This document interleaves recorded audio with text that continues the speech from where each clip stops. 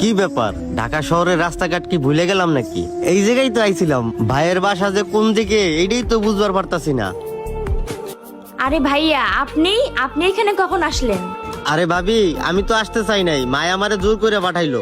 আপনি এত কষ্ট করে আসলেন, আসার আগে একটা ফোন দিয়ে আসতে পারতেন। আচ্ছা যাই হোক, বাদ দেন ভাবি, ভাইয়ারে তো দেখতে পারতাছি না, ভাইয়া কোথায়? ও মুক্তারের কথা বলতেছেন? আপনার ভাইয়া তো একটু ব্যস্ত আছে, আর ও এখন তো বাসায় নেই, অফিসের কাজে বাইরে গেছে।